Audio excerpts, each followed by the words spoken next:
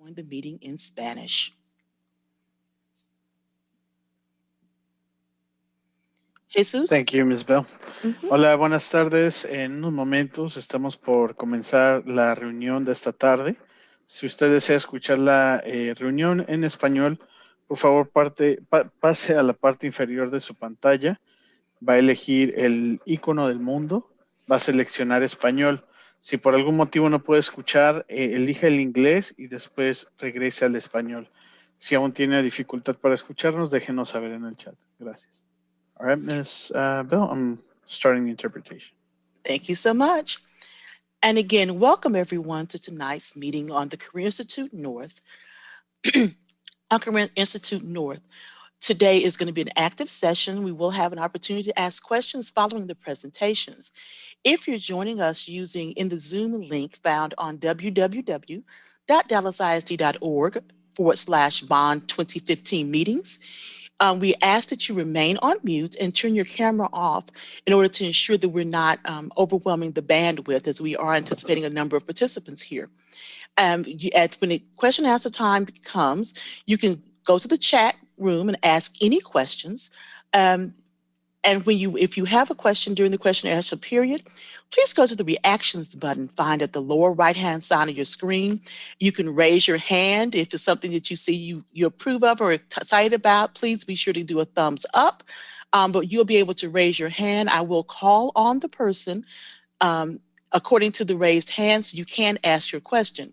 When it's time to ask your questions, you will be asked to unmute and to turn your camera on if you feel comfortable doing so. I'm a member of the Dallas ISD staff or the Zoning Commission, or someone will be happy to answer your questions. If you are joining us on Facebook, because we are on Facebook Live as well, we encourage you to answer any questions or make any comments you have in the comments section on both Facebook and on the Dallas ISD Facebook and Espanol pages. So with that being said, please remember to keep your to make sure that we don't have any distractions or outside noise, to keep your microphone on mute until you've been called upon to speak. So with that, we're going to begin tonight's meeting with the director of the Career Institute North, Ms. Jean Laswell. Jean, go ahead. Thank you, Ms. Bell. Good evening and welcome to the community meeting discussion about zoning for the Dallas ISD Career Institute North.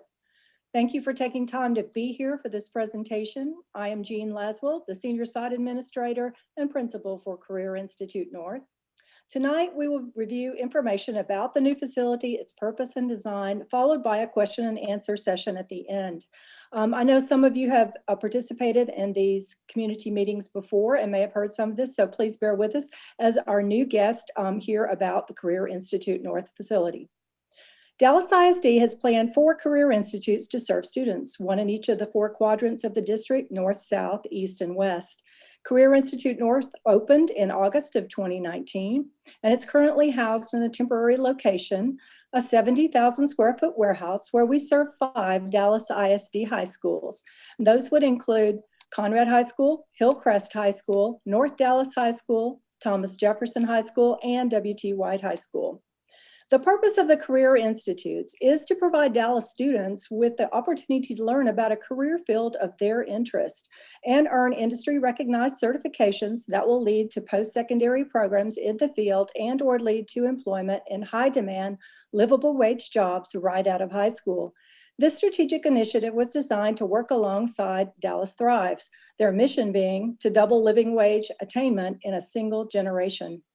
The specific pathways selected for this program were chosen based on the needs of the Dallas business community, along with local workforce data. At Career Institute, students participate in 4 or more courses in a career pathway. They earn 1 or more certifications every year. And in their junior and their senior year, students participate in internships or apprenticeships with our industry partners.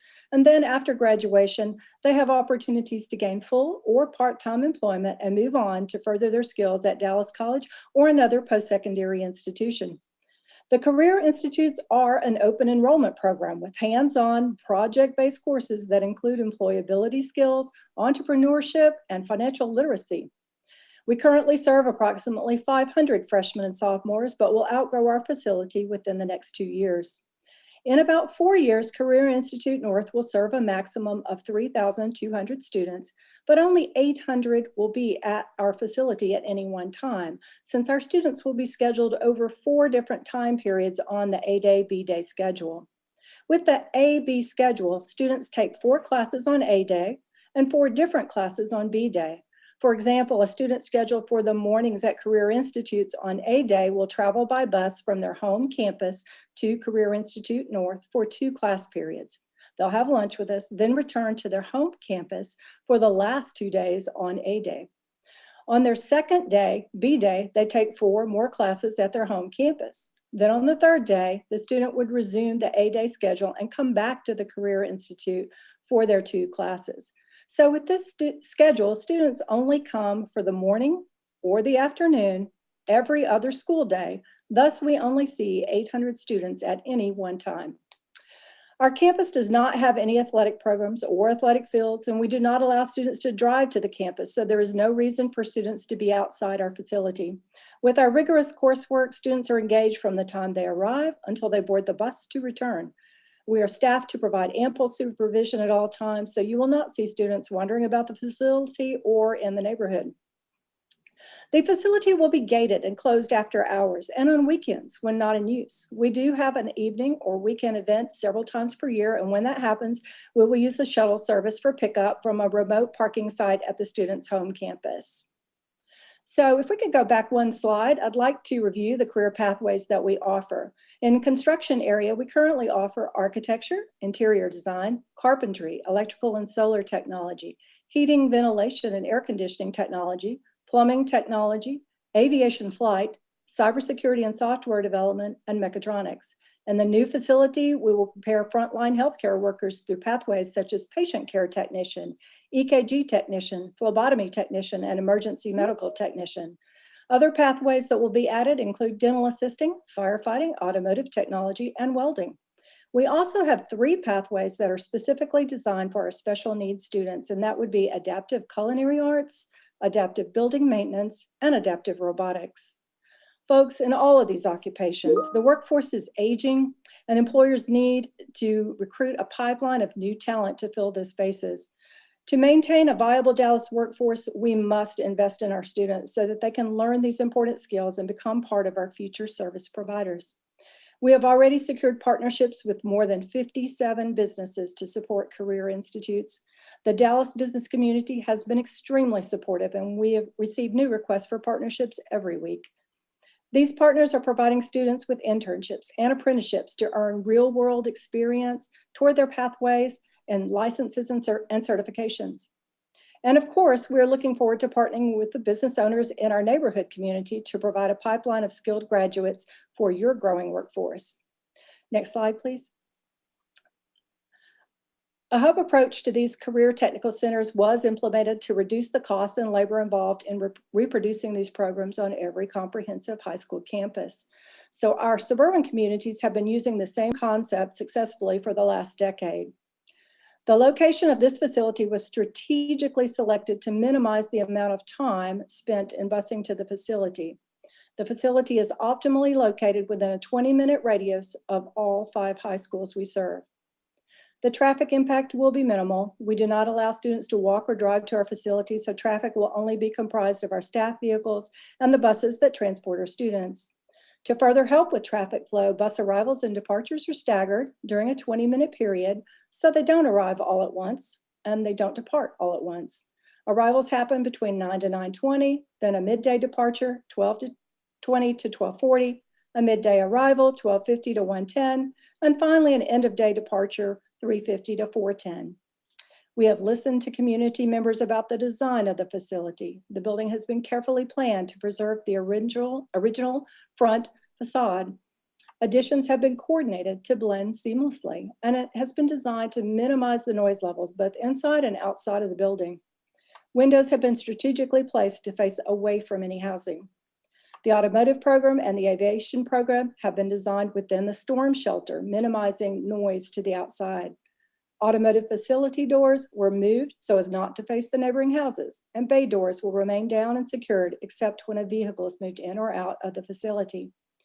The automotive program is not open to serve the public, so it will not add to the traffic flow. Only instructors will be allowed to drive vehicles. Our aviation program is designed for students interested in becoming pilots, drone operators, and avionics technicians. All of their work will be within the closed storm shelter portion of the building using our noise-free FAA simulators. We do not have an aviation maintenance program and will not be working with jet engines, so there won't be any noise generated from our flight program. And all of our drone will be held inside. Our campus does not have any athletic programs or athletic fields, and we do not allow students to drive. So there is no reason for students to be outside. The facility will be gated and closed after hours and on weekends when not in use. We want to continue to work with the community to improve the facility to best meet the needs of our students and the needs of our neighbors. And I will be available at the end of our presentation to answer any questions you might have.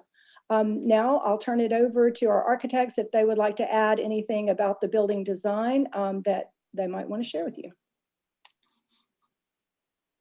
Seth or Donovan? All right, sorry, I was trying to find the mute button. Thank you, Gene. So just to follow it up, that was a good explanation of what the Career Institute is and kind of how it functions.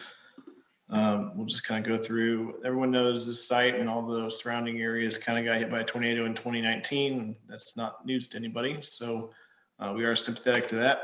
We're trying to get this building built back and functional again so we can get it, no longer in a kind of defunct state that it's in currently. So trying to get it cleaned up so it's safe, and we'd like to get it rebuilt here sooner rather than later. Just a kind of an aerial, you can see TJ off in the kind of off in the distance here. There's the city park, which has some green space, ball fields. There's a pool over there, and then some private schools on either side as well that are a little further down the road.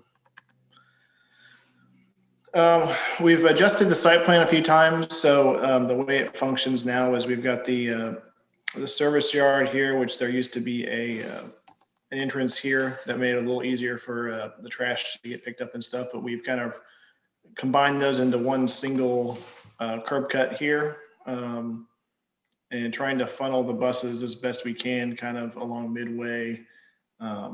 We're working through with the city what they'll approve and what they won't, as far as where the buses have to go, if they all can go back on midway, if some of them need to go on towards the south or whatnot. But we are hearing those concerns and doing what we can to minimize bus traffic through the neighborhood.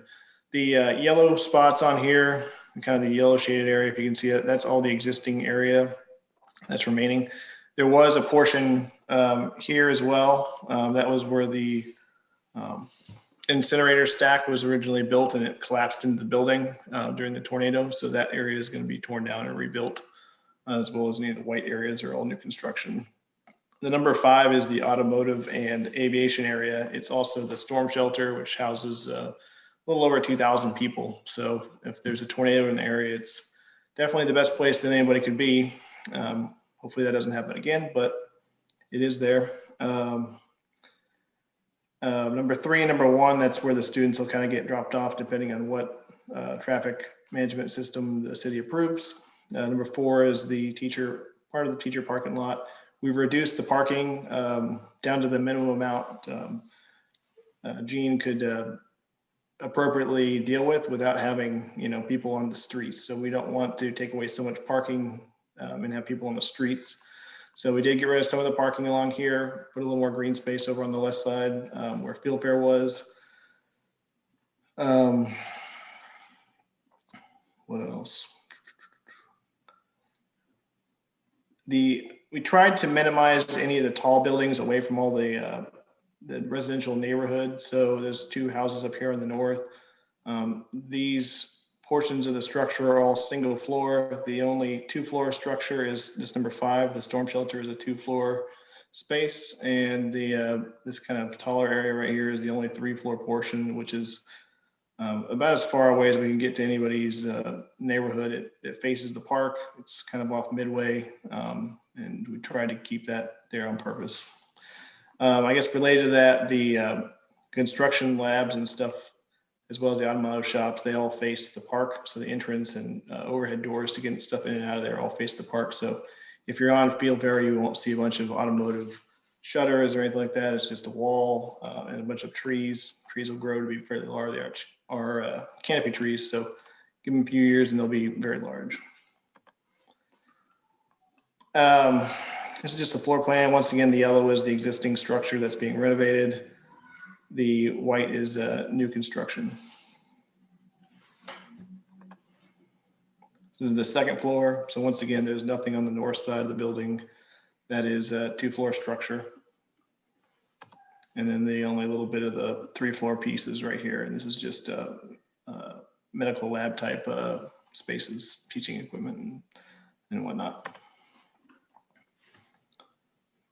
It's just kind of a rendering from the midway entrance. You can see we tried our best to maintain and integrate the new structure with a similar color palette, terracotta panels kind of to match the roof, new windows, new surface treatment pretty much throughout on the existing buildings, and kind of trying to make it a little nicer and spiff it up a bit so that it's not just an old building, but it's brought up into the modern age.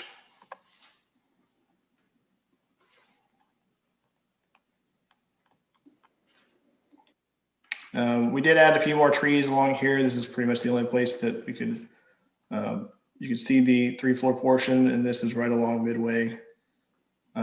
These trees will grow to be larger over time. There is some drainage easements right underneath here, so that's why there's not any additional trees in this particular spot. Kind of a drop-off area, pickup area. This is the staff entrance. This area sort of faces Field Fair, but it's off from the street quite a bit. The courtyard, which is mostly enclosed, so any student events that are going on in here, there really shouldn't be any noise getting out of here and into the neighborhood. And we don't have any super high powered sound systems or anything like that. There's not going to be concerts going on in here. These are just some interior renderings from some of the renovated areas. This is the old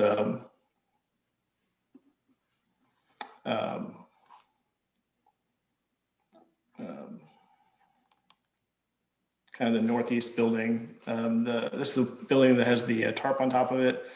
We are kind of working on getting that roof fixed and put back together so it's safe to be in. We will make it into this nice kind of lecture hall space once it's all fixed up. It's just an example of a Mechatronics Lab. So basically kind of robotic manufacturing type equipment that goes on here. This is interior to the building. It's not really on the outside. I guess just for reference, here's some of the residential proximity slopes. The tallest portion of the building is 50 feet, and it's really just the stair tower. Everything else is underneath that, and you can see that the storm shelter is about 35 feet. It's a little bit less than that, but it's not particularly tall, and a lot of the neighborhood buildings that are being rebuilt, or some of them are taller than that. And I guess the second one on the bottom here, this is the one that's kind of closest up to the nearby property. And these are all single floor places over here. So this is well below the residential proximity slope. And then on the south end, the park is, that's where the highest portion is. And it doesn't technically have a proximity slope because it's a park, not a house. Building footprint's about 46%. And we've got several traffic management plans. I don't know, Carl or Hunter, I don't know if you all want to talk about these real quick. I can talk about it. I'm Carl Crawley with Master Plan. We're the zoning and land use consultants for the district. We've been working with, I guess, with the city and the district transportation people. As Gene mentioned, unlike TJ down the street, students are not allowed to drive their cars here. The only cars that would be here would be the occasional visitor, A parent may have to pick up a sick child or something else during the day, and then teachers and staff. So all the students that are here in the morning or the afternoon periods, A or B, as she mentioned, would arrive and depart by bus. So what we've taken into account, and we've got three different, at least right here, we have three different bus transportation plans. Unlike a regular elementary school, like if Walnut Hill Elementary School was there, you'd have cars lined up, obviously, around the neighborhood, I would think. From talking to some of the neighbors, they did get there around the neighborhood. Our plan is to keep the buses, if at all possible, contained within the site. We had heard originally, and we worked out some plans to limit the buses from going back to Field Fair. All the buses would enter the site through the signal at Killian. That signal will be improved. The city of Dallas is in the process of designing that and upgrading that signal. It will be done before we open the school. As you might understand, the transportation people are concerned about making left turns, especially if I'm crossing 3 lanes of traffic. That's why they would prefer, for safety purposes, to use that light to make that left turn. So the buses will enter the site from Killian. This plan, Plan A, shows the buses lined up. The majority of the buses lined up in front of the school on the Midway side. There are, as everyone knows, the arrival time buses get there when they get there.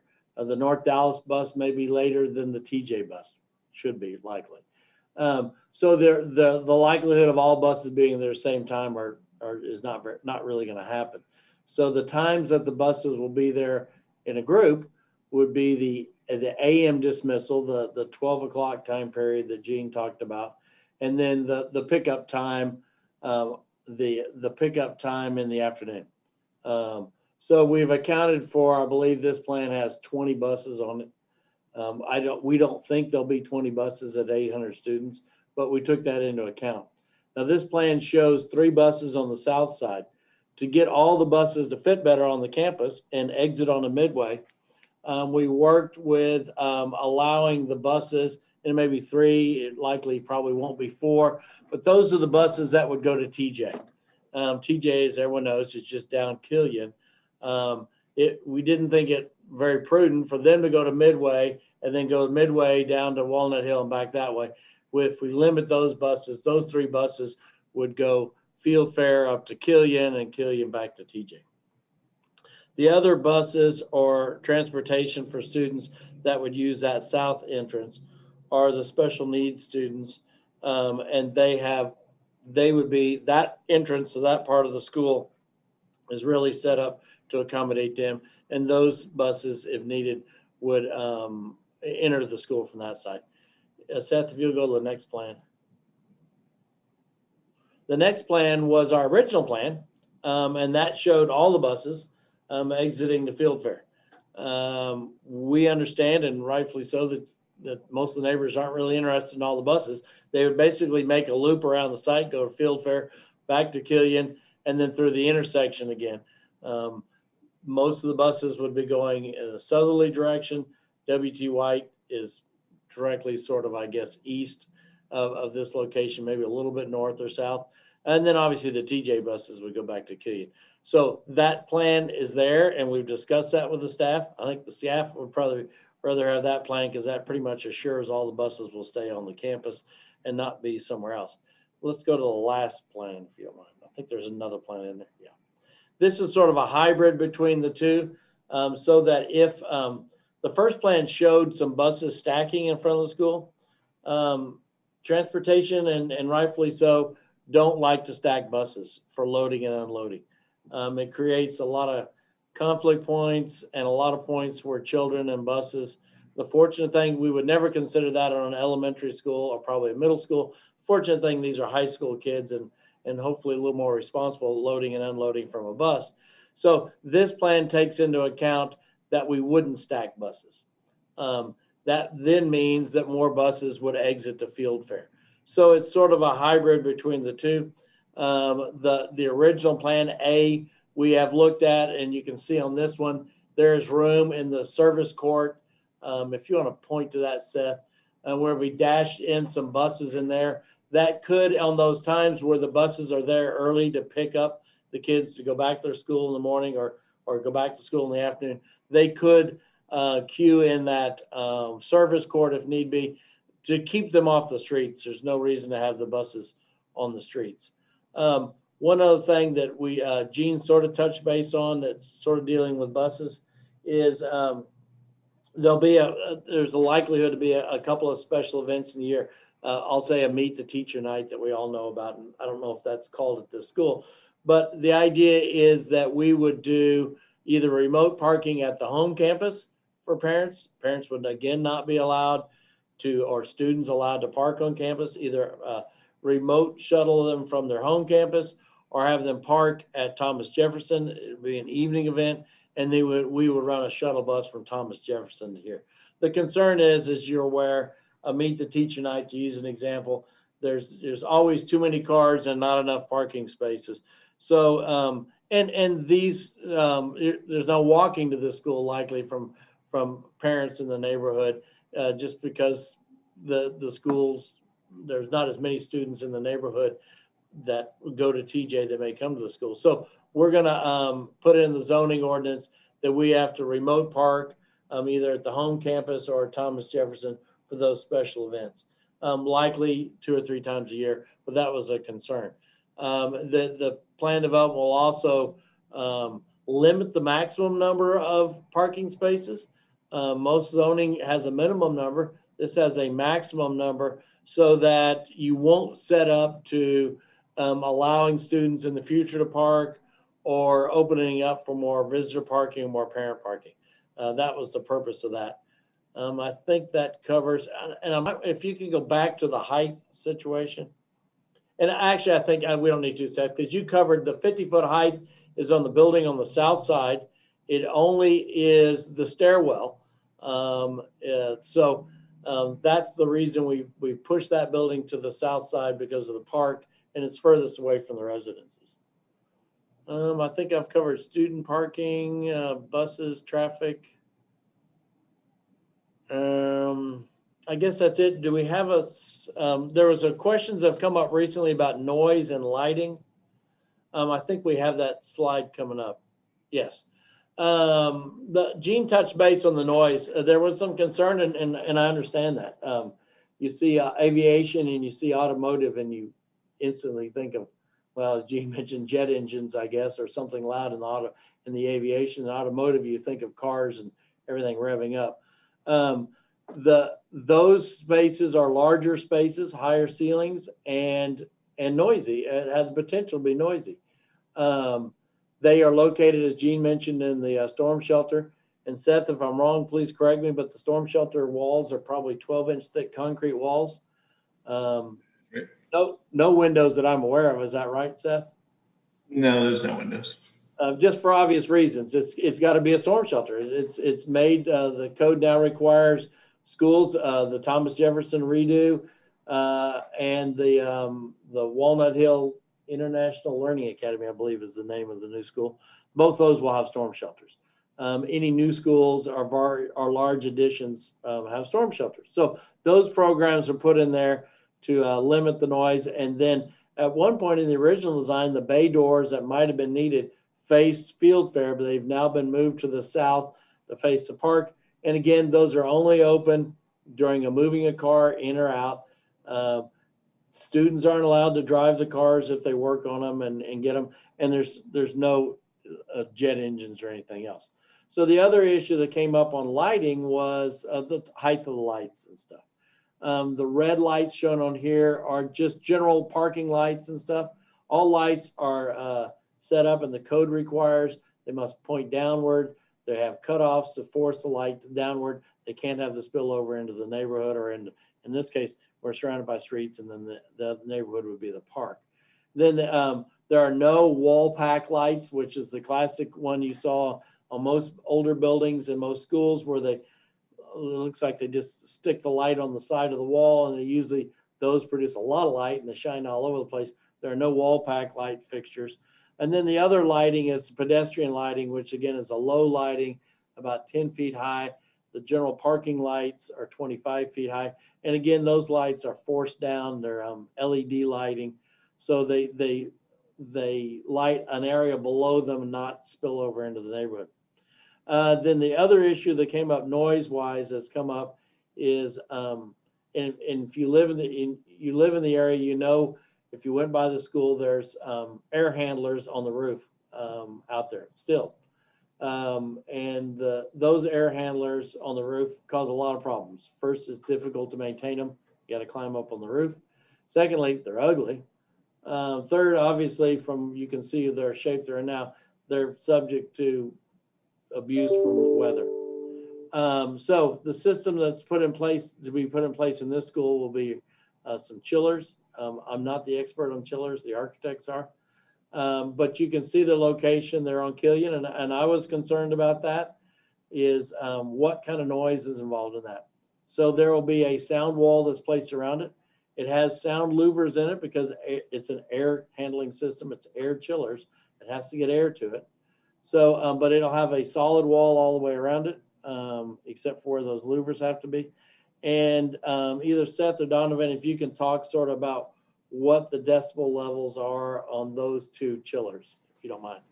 Yeah, so we got with their engineer and the manufacturers, and what they basically calculated up. They have a noise reduction package on these to keep them as quiet as they can. And what they kind of figured is if you're basically at the property line, it'll be about 50 to 60 decibels. They kind of range in how active they are. It could actually be less, but we're trying to, make sure we're not underselling it either. So in reality, probably 56 decibels, which in reality is, I believe a normal vacuum cleaner is about 60. So it's actually less than that. Normal Midway Road actually probably produces more than 50 decibels as well on a normal day. Yeah, So Seth, when we were out there Friday, I did a sound reading on it, and when we were out there was actually a school zone that's still in effect there, so cars are driving a little slower, but it was still in where we were on Killian, about where those chillers would be. It was in the 50 to 55 decibel from background noise on Midway. So yeah, so it's not going to be appreciable any different than the background noise there. And once you cross the street, the noise from the actual chillers is probably going to be less than that from what you get from any of the surrounding roads. So, we're going to still continue working with them about what kind of landscaping we do. I can put trees there. I can't put solid. I got to get air to it. You understand that? That's the big advantage of putting it on the roof. There's air all around it. The disadvantages are there's a lot of noise from that. I can't put a wall around that. And if you live out there, they're ugly. Even if they hadn't been hurt by a tornado, they're ugly sitting up there. And then the costs involved with the district maintaining those on the roof gets a little much. The last sort of question, which we've probably touched on and may take some discussions from Gene, environmental concerns, exhaust and chemicals and stuff. We've talked about the noise from the two probably louder noise groups, the Aviation and the Automotive. The other concerns that have come up with the exhaust. So there's, Gene mentioned there'd be a maximum of 3 cars in the facility to be working on. Obviously, they're not doing body shop work or that kind of stuff. They're really doing a more of a learning and maintenance sort of situation. But if you've been to a remodeled or newer fire station, they have an exhaust system where literally fire trucks have to be run on occasion while they're, you start it up, that produces fumes and that causes issues in closed fire stations. They have an exhaust system that literally plugs into the back of the exhaust pipe, and then that is then taken out and scrubbed or filtered and then exhausted through the roof. And this will have a similar situation. So if they're working on any car and it's running, they can plug that exhaust system into it that then takes it to the roof and exhausts it, filters it and exhausts it. So that's how that would be the major issue, probably in the way of exhaust and fumes from that. And the other issue that's come up is chemicals. sure, they will have gasoline there, and they will have motor oil probably there. I guess, Gene, what other chemicals might they have? Some solvents, but Gene sort of explained to me, and I'll let Gene sort of explain the protocol that's in place on all schools, because all schools have cleaning supplies and things of that nature. This has different programs, obviously, that'll have different chemicals, but there are programs in place from the district for the whole district-wide situation that I think Gene can briefly sort of touch base on. Yeah, so the only other chemicals really that we would have would be in our construction area. There are some TEKs that the Texas Education Agency requires us to teach students about refinishing of furniture, but it would use chemicals that are EPA approved and biodegradable, and those would be removed by our Environmental Services Department. And as you mentioned, the exhaust fumes are filtered, and there's a system developed specifically for that. The only other thing that would be a hazard would be in our medical or health sciences area. So for phlebotomy, there would be sharps, and then they go into a sharp box, and any medications that might happen to we might happen to come across on campus, we would have to dispose of those in a medication box too. And both of those are picked up by our nursing services department and disposed of through a Dallas ISD partner service that handles that. So there's really no major chemicals that you might not have in your own home. I think that covers the questions that we had heard to come up in the neighborhood. And just to go over, Gene gave a good overview of what's happening out there.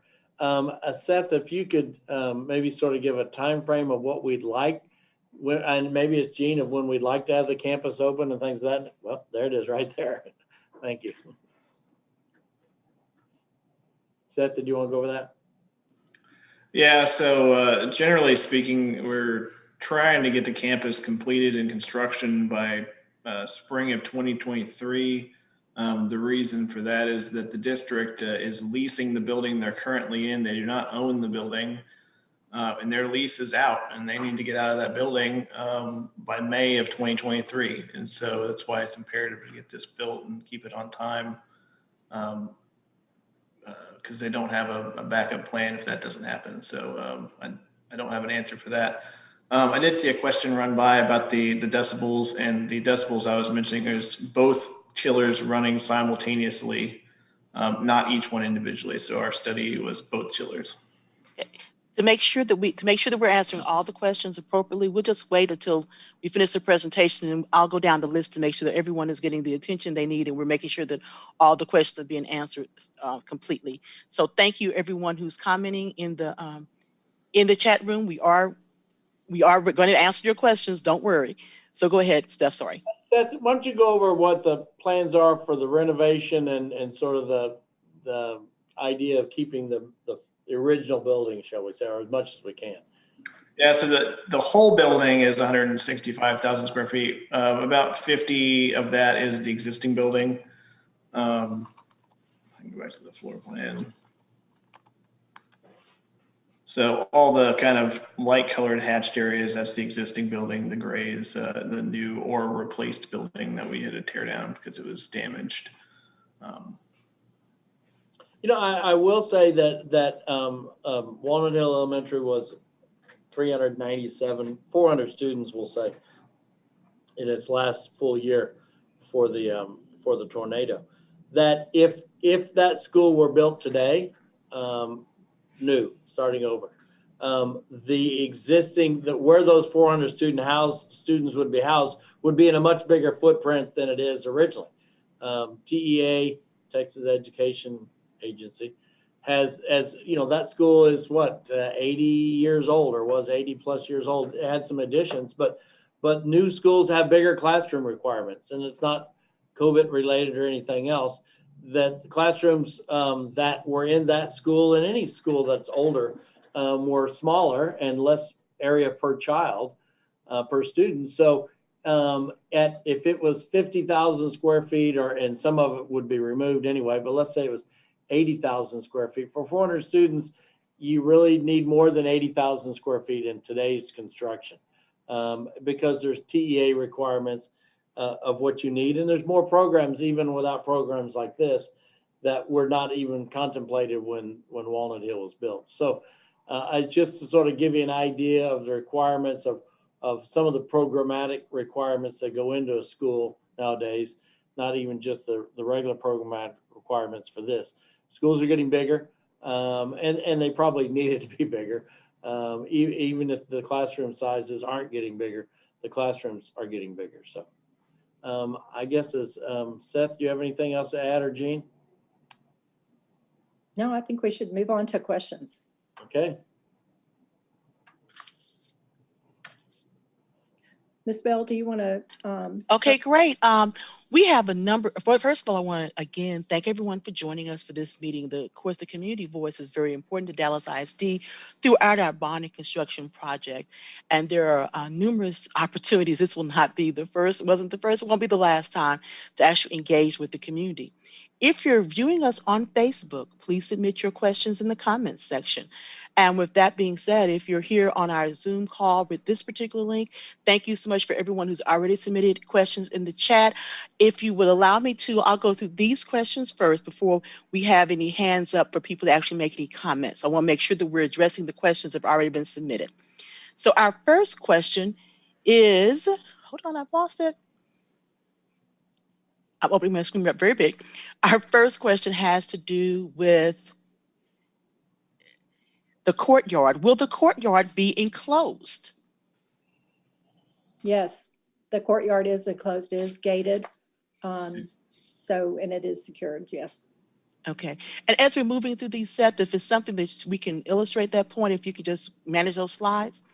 Yeah, and I think there's the existing courtyard, which will be filled in with a school, but then we're creating a new courtyard, and that's what that courtyard will be the enclosed part. Is that right? Perfect. Yeah, so it's enclosed on 3 sides, and then there's a wrought iron gate, which is the same style fence that will be on the rest of the campus. Wonderful. And there's a question about what will happen to the auditorium. I've got a rendering of that one too. Give me 1 second. So the auditorium is going to turn into this sort of lecture hall. So you can kind of see the similar arched, well, they're actually square with a arched recess above them, but we're going to make them arched. It's going to turn into kind of a lecture hall, and then there's some other facilities back behind it. So this kind of opening is the stage, and there's a ramp and stuff in there, but it'll be. Okay, great. Now, there are several questions that kind of relate to building heights. They say, could you please go back over the plans? And I guess, if Seth, if you could go to that plan that shows kind of the rendering that shows the exterior of the building, that shows all the entire campus, and kind of review those according to building, that one, if you could stay right there, kind of review those not just in stories, meaning how many floors they are, but in actual building heights. Yeah, the existing building is about 15 feet tall in the lowest area. This lecture hall area is about 25, maybe a little bit taller, 30 feet. This area over here is it's about 20 feet, maybe a little bit more, but it's all single floor. But there's some higher volume spaces in there that need a little more ceiling height for the firefighter lab, ambulance lab, that sort of stuff, which is all inside the building. Everything else is about 15 to 18 feet over here. The cafeteria gets up to probably about 20, 25 feet. The storm shelter is about 35 feet. And then the bulk of the 3-story building is about 45, but the stair towers are just a little bit taller at 50 feet. Okay, so I'm going to thank you for sharing that. I'm going to reiterate this point. We had a question about parking on the street. There will be no street parking at all. Am I correct about that? You are correct. Okay. The next question comes, are there renderings and perspectives by the architect and to be shown? Okay, I think we already covered that one. Sorry, Mr. Johnson, I just saw your question, but I think we covered that particular point. Ms. Bennett wants to know, Why didn't you start with a clean slate and tear down the entire building so you could put the 3-story building facing Midway? I'm not sure if someone from the district wants to address the thought pattern to repurposing Walnut Hill Elementary School.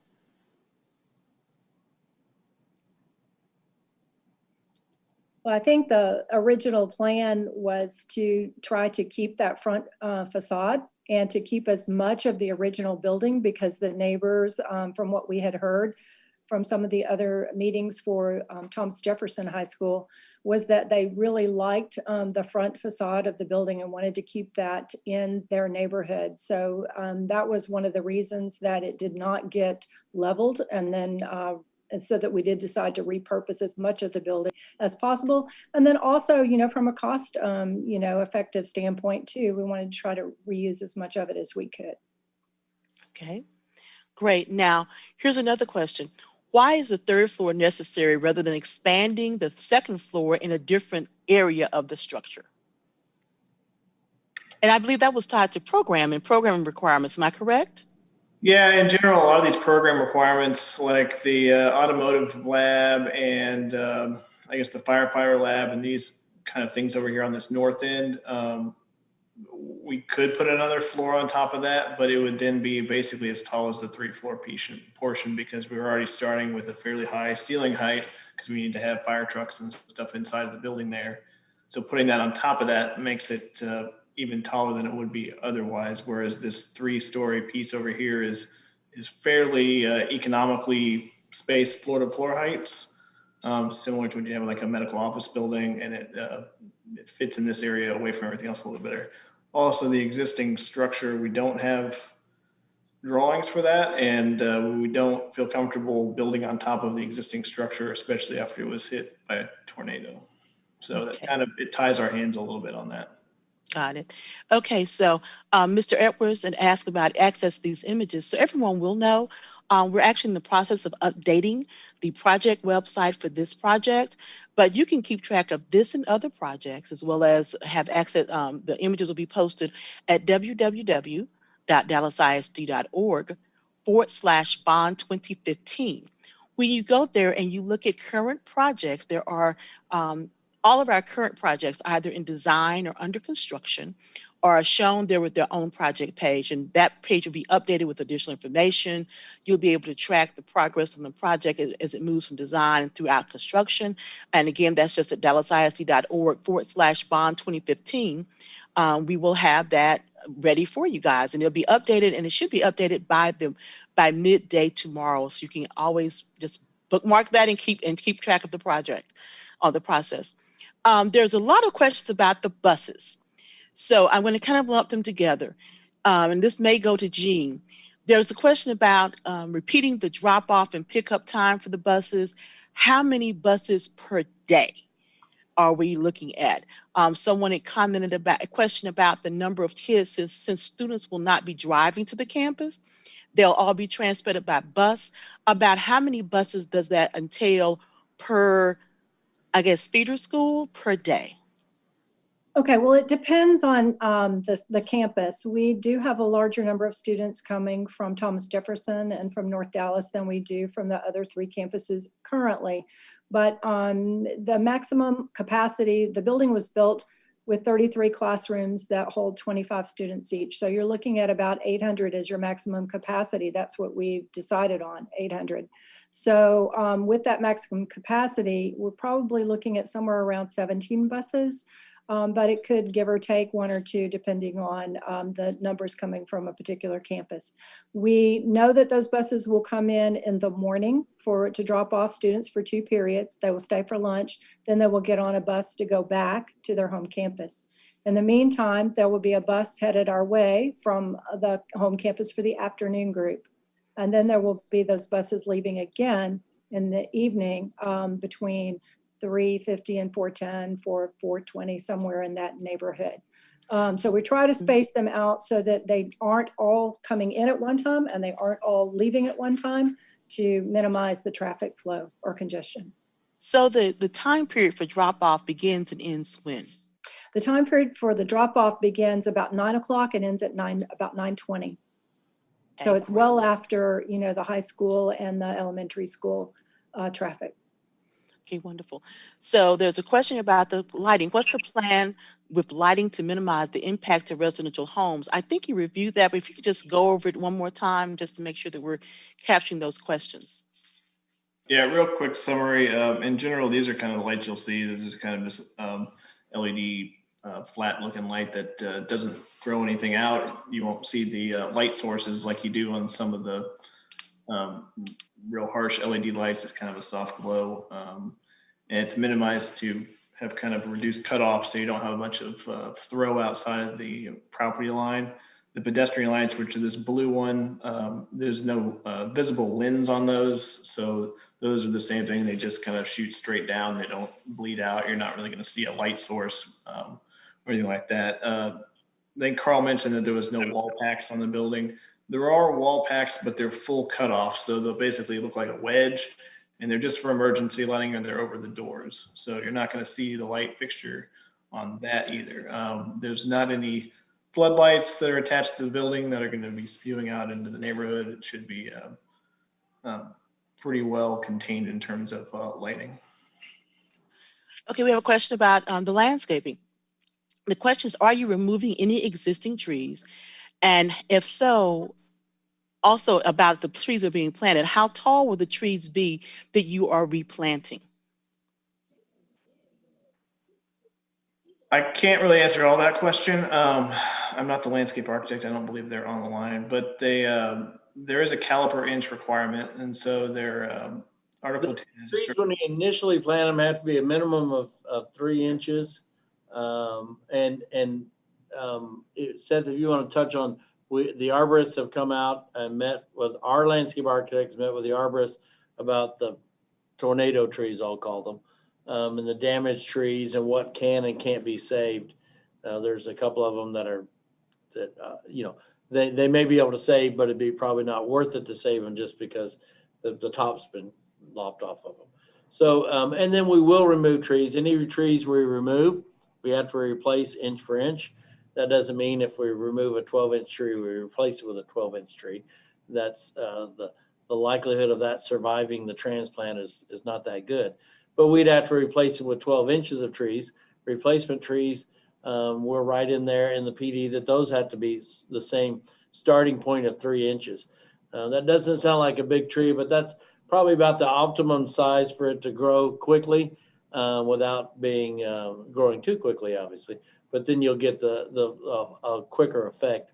Those trees average, depending on what it is, probably 10 to 12 feet to 15 feet to start with. We have been asked, and I'm communicating with, I think Dave's on here, Dave Rogers. And one of the questions or concerns that came up in his list of questions, concerns about the type of trees that we put on Killian and Fieldfair mostly, because that's where the closest point to our neighbors are. Obviously, there's neighbors across Midway, but Midway is 100 feet, and there's trees obviously we're putting there. Is that we put evergreen trees along Killian and Fieldfair. We will do our very best.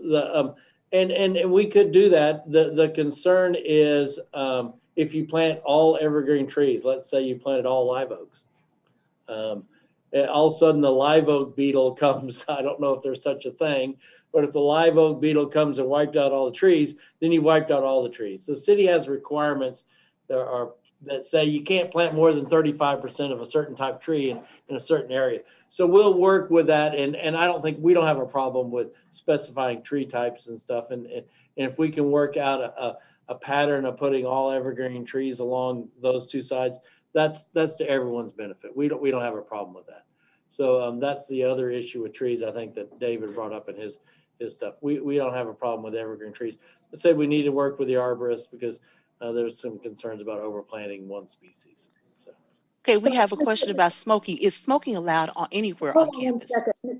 Ms. Bell, can I jump in? It's Commissioner Margot Murphy. I have spoken with the city arborist, Mr. Crawley. I don't know if you're referring to in your comments the arborist that's hired by DISD or the city arborist. But I specifically placed a call to the city arborist and asked him the question and asked him to review the trees that exist on campus now as you refer to them as the tornado trees. And I was disappointed to learn that he thinks most of them are not in good shape.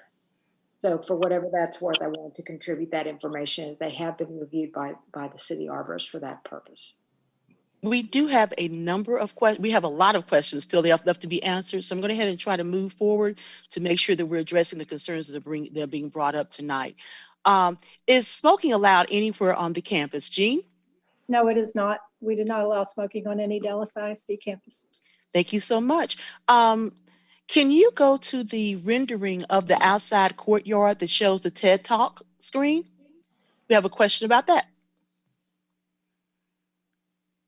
The question is that a video screen, and what will the light put off by that screen, and will there be a volume to that screen? So it's not a video screen. It's just a white stucco wall panel there. The district would have to have a kind of a projector on a cart that they would use to project onto that, and some sort of mobile speakers. So it's not meant to be a movie theater or anything like that. It's more just for presentations or that sort of thing. Okay, more of like an outside living learning laboratory. Right. It wouldn't actually be emitting light from the wall. It would just projector, and the projector would shine the light on the wall. Okay, great. Thank you. Okay, there's a question about the the comings and going on the campus. With 3,200 students every week, and let's break that down, 800 in the morning, 800 in the evening, students coming twice a week to the same students coming twice a week to the campus. So it'd be 3,200 students every week. What happens for the random doctor's appointments, needing to get a job, late arrivals, early departures?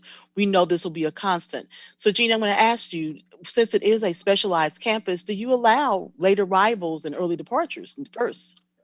If they miss their bus, then they will just attend virtually from their home campus, and we'll work with the home campus to set up a place for them to locate while they should be in class until another bus comes this way, or if they don't make the bus, then they don't make the bus for that day. Typically at the beginning of school, this will happen a couple of times. You'll have a few kids who miss the bus, and then they learn the process, and then they learn to get on the bus and be on time, and so that they don't miss their class. We do have some parents that have to pick up students for doctor's appointment. Yes, those are a given. They do happen occasionally. For the most part, that is not very frequent. Usually if they know they're going to be going to a doctor's appointment, they don't get on the bus to come to us to begin with. We don't have very many other, early pickups. Like I said, very, very rare really for the size campus that this will be. And I've had experience with this at other districts. So I've worked with this size campus, actually much larger. So. There's some questions about scaling of the renderings. What we are looking at the old 45,000 square foot rendering, but talking about a 167,000 square foot project. Why? Is there an accurately dimensioned drawing package which accurately represents the current 167,000 foot proposal?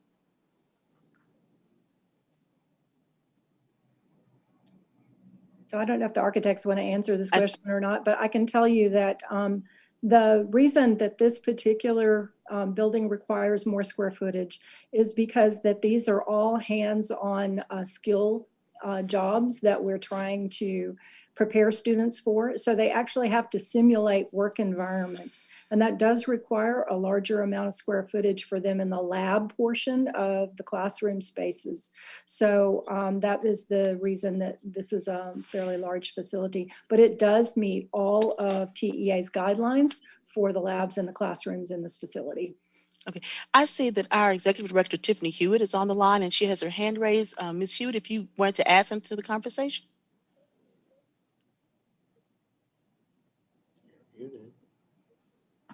Oh, no, my apologies. That was a mistake. Okay, great. Thank you for joining us this evening, by the way. Okay, moving along. Okay, this has the student population of the entire area been considered? Seems like there is a possibility of several thousand students and accompanying traffic in the area each day when the new K-8 school and TG are added to the ESD Good Shepherd and St. Monica. Let me start this by saying that keep in mind the fact that the new pre-K-8 is actually the same same number of students as was previously at the Walnut Hill Elementary School, plus the old Cary Elementary School. So that we have to remember we're looking at those schools now being combined into one. Carl, I don't know if you want to take that question and kind of briefly answer it. When we did the traffic management plan and looked at that, we take into account the other schools in the area. I know there has been some discussion about working with the other area schools, and I think that's come up with some discussions, and I don't know if there could be a working relationship between all the schools. I would hope there would be, but I don't know if that would come to fruition, that we could work together. Obviously, our schools that we're involved in, between the TJ campus and the pre-K-8 there and this, we have different dismissal pickup times and stuff. We can coordinate amongst ourselves, but we can reach out to the ESD and the other private schools in the area and see if we can coordinate, but they're pretty set in their schedules, and we're kind of set in ours. So we'll reach out to them. That's the best I can say, and see what we can work out. Okay, we have another comment regarding the tree removal plan. And Ms. Adcock Smith, I believe we already answered your question, but I'll go ahead and put it on the record. The tree removal plan released today shows the land being basically scraped of all living trees, some of which are decent size and look perfectly healthy. I believe that the commissioner already addressed that as it relates to what the city of Dallas stipulated about the trees that were damaged during the tornado. So we'll go ahead and move forward. We have a question about the number of buses, and yes, Paul, your calculation is correct. It seems like 17 is the correct number for the number of buses coming and going that day, but they will have staggered times, many of which were set by distance to and from the campus and other factors. That is correct, right, Jean? Another thing to put in there, Jackie, is sort of what Jean mentioned, is let's say we'll pick Conrad, right? And there's 83 kids from Conrad that or some number that you may end up having to do 2 buses because it's a different number. So that's why you take in that account that every school is not going to send the same number, and you can't just take that and divide it. The buses seat 50-ish kids, that you can't just divide that number out that way. Conrad may send less kids. They may have 2 buses, while WT White has 5 buses, just because they're sending more kids. It's not like each school sends whatever it is, 150 kids or whatever, 160 kids, whatever the number is. So the 17 is probably more likely, but we took into account that we can hold at least 20 on campus. So that's the sort of fluctuation. It could easily be closer to 15 buses than it is to 20 buses, because each school sends different numbers of kids. Right. So also green space percentages. Do we know the percentage of green space that will be available on the campus?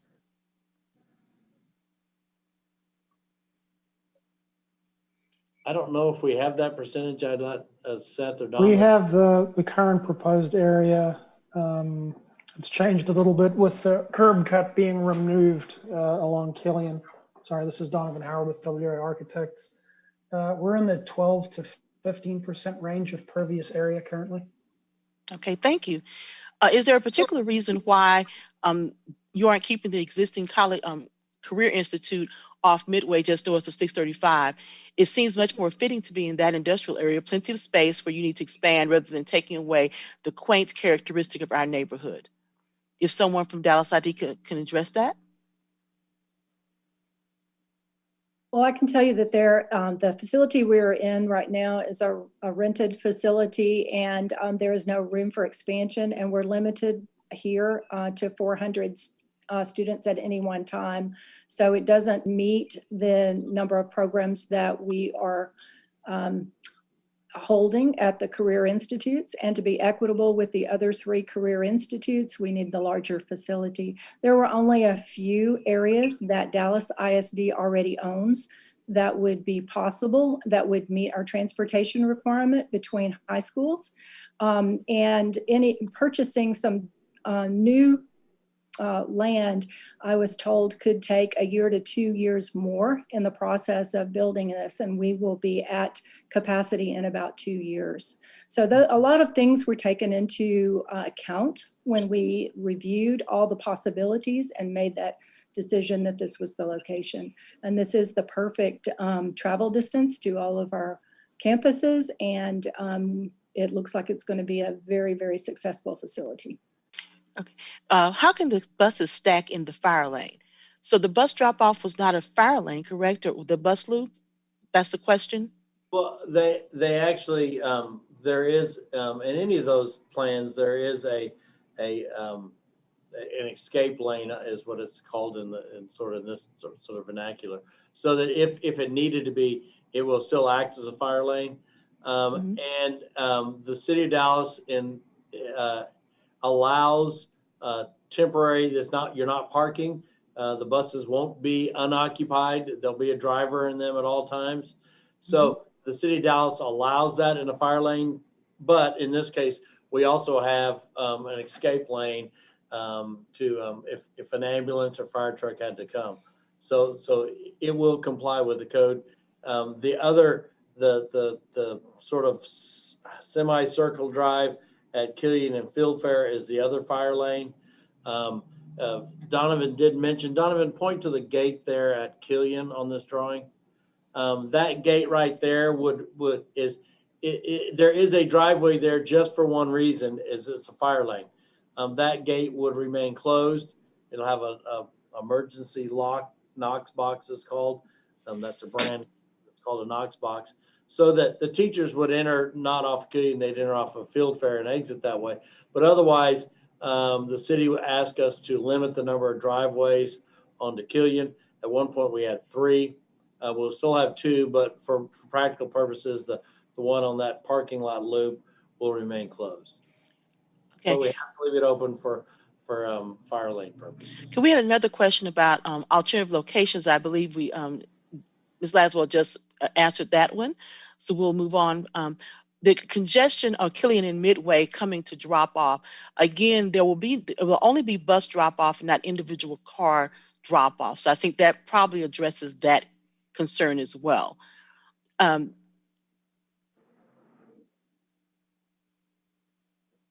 Okay, that's about dimensions of structure. Someone has said it was a little bit confusing. The drawings were a little confusing because it looks like it shows 141 square feet instead of 167.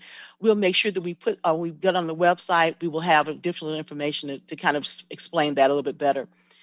The question becomes, will the buses approach the campus through the neighborhood or from Midway? The buses will enter the campus through that Midway Killian intersection. Perfect. Then they'll either all exit Midway, or a portion of them will exit the Fieldfair to go back to Thomas Jefferson.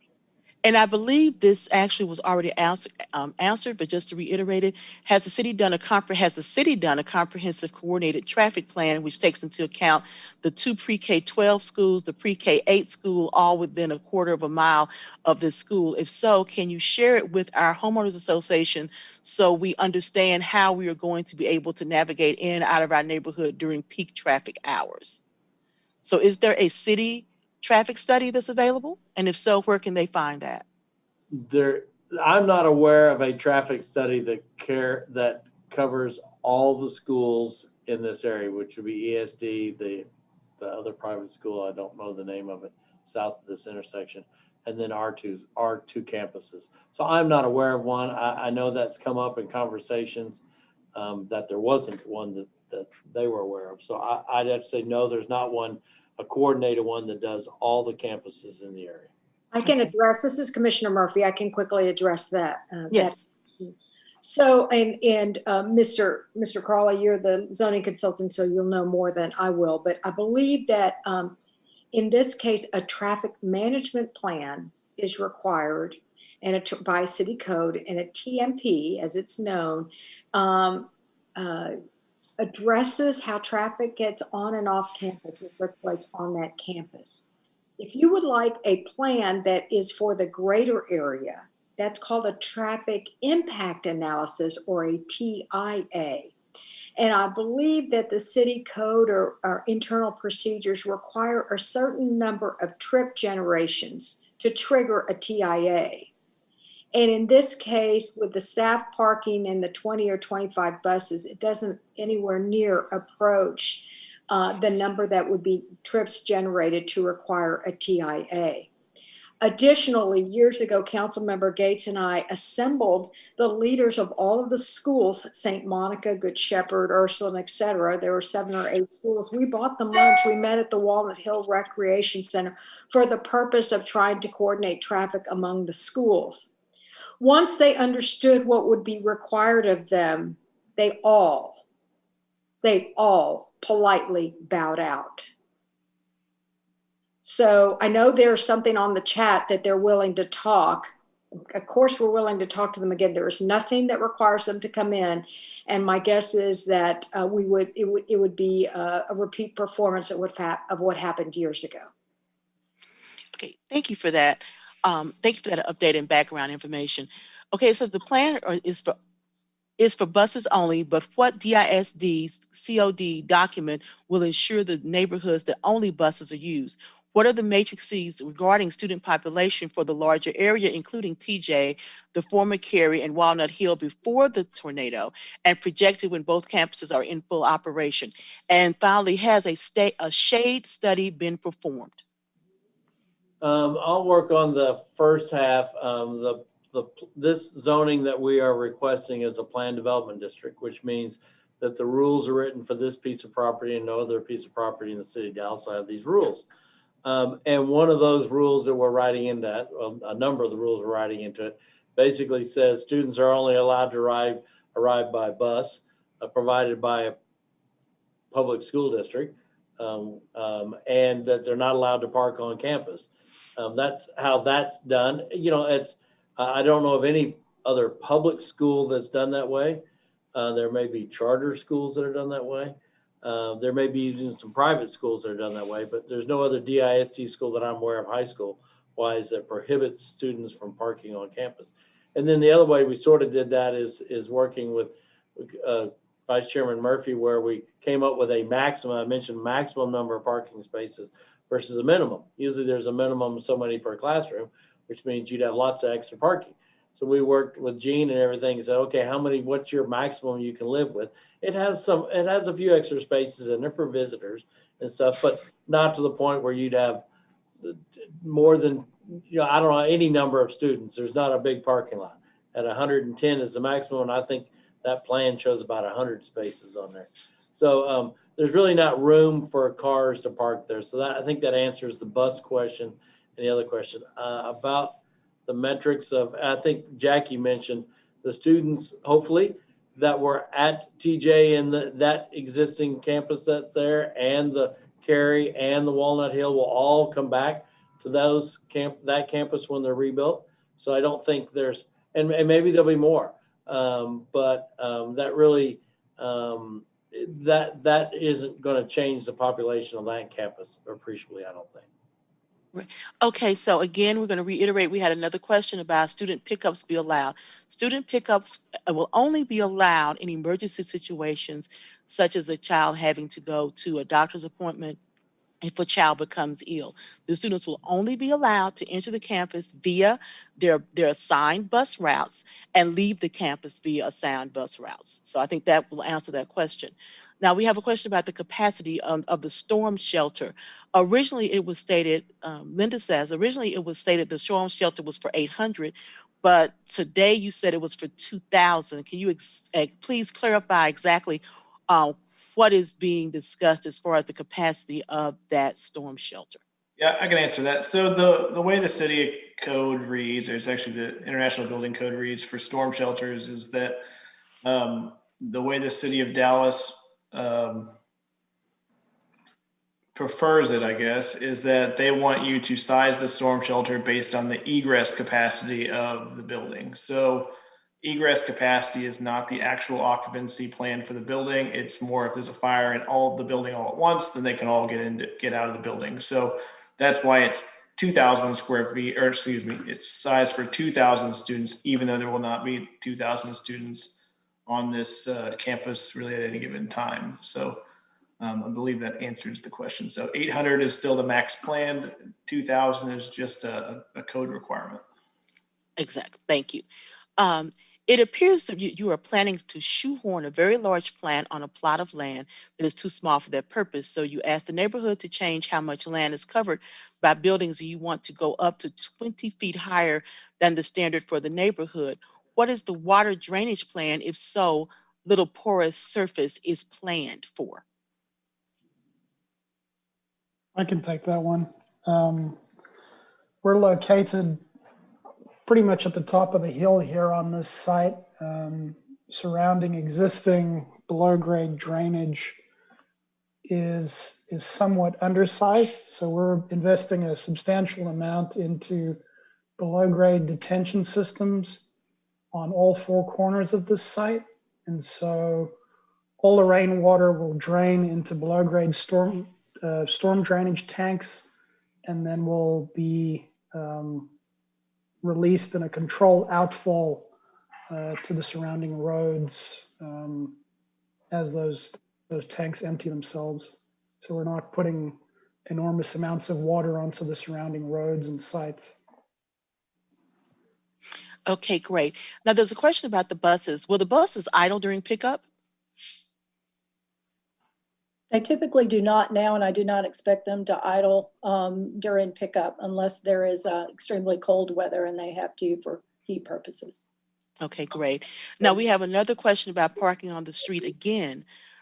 Jackie, if I According can, to- we had a condition in our plan development to allow them to idle for 30 minutes, and that came up, the concern about that. So we've now reduced that to 15 minutes. And as Gene said, they're only going to idle if the weather is very cold. They don't have air conditioning on these buses, so it wouldn't do any good to go out and start them early and let them run to get the air conditioning up. So they would only idle on that rare occasion if maybe it was cold and they needed to do it. But we've also limited on how long that can be also. Okay, we have another a question about parking on the streets. And again, I want to reiterate the fact that there will be no parking allowed on the streets because the students will not be allowed to come to the building other than on their assigned buses. So I think that will take all of that. And they're asking, what about enforcing parking on the street? Ms. Laswell, let me ask you, will there be a Dallas ISD police officer in your particular area that will assist with that? Yes, we have one assigned to the campus, as well as we will have a security guard and a building monitor on staff as well. So we will have ample staff to help monitor that. Fantastic. Yeah, The other option is we can work with the city about looking if it becomes a problem, which we don't think it will, about putting no parking signs on our side. We can't restrict parking on the other side of the street, but our side of the street from Fieldfair and Killian, I think there's some actually there already.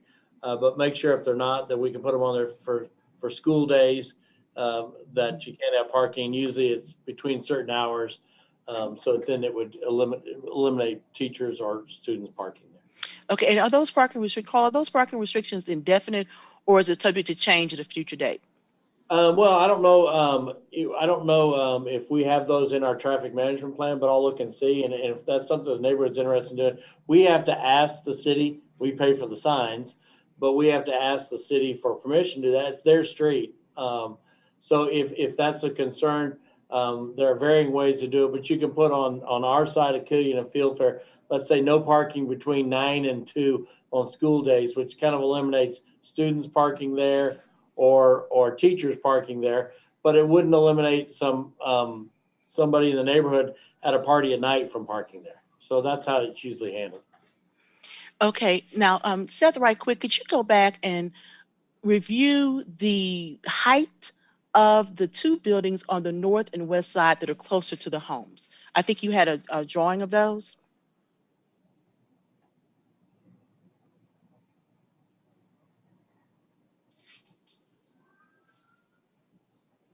You're on mute. You're on mute. I think this is the drawing you're talking about. So Yes.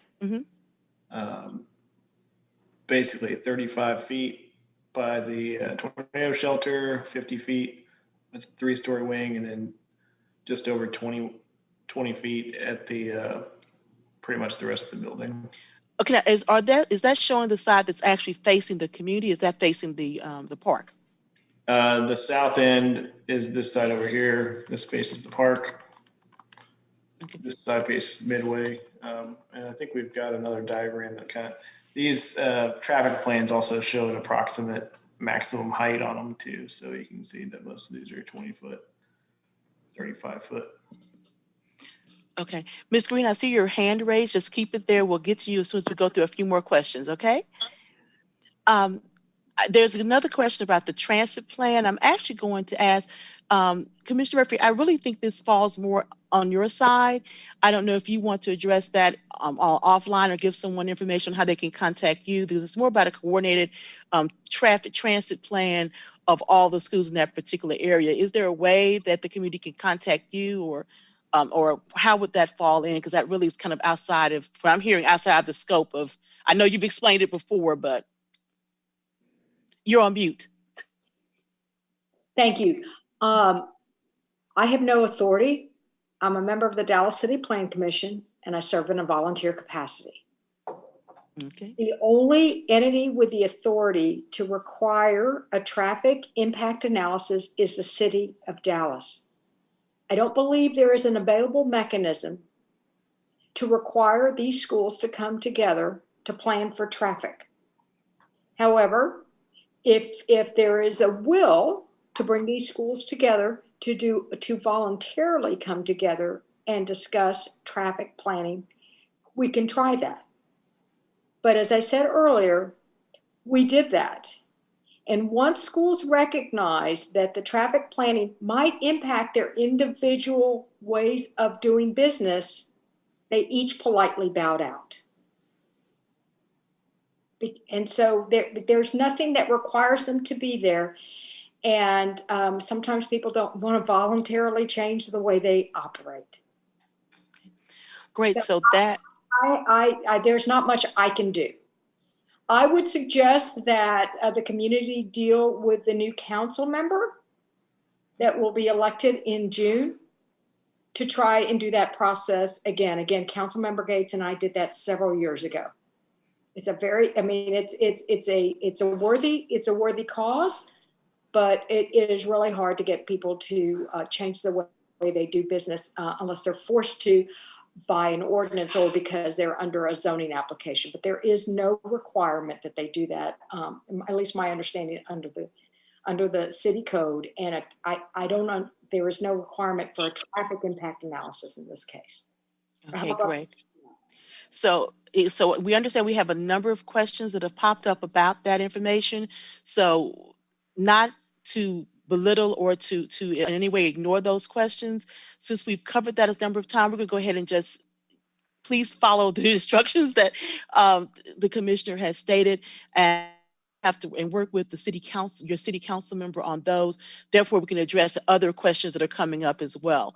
We do have another person who just expressed their concern about having this particular facility or size facility in the neighborhood, and express their support for it still staying at this current location. We've addressed that the current location was indeed temporary and is actually very limiting in both scope and capacity for the type of programming that the Career Institute is going to come in. And be very clear, this is not a community center or a community institute. It's actually a career institute for a limited number of Dallas ISD high school students who are interested in pursuing careers in high demand fields. So it's not just random kids, it is our kids who will just be coming in to take these particular select classes similar to what has been offered in the past. So we've covered the information about the green space. So here's a question. Why are we not developing schools closer to where students can do an internship and get jobs? Can this be scaled down in number since this is a residential area? Also, can we expand or review possibilities on Harry Hines closer to DART and businesses needing employees?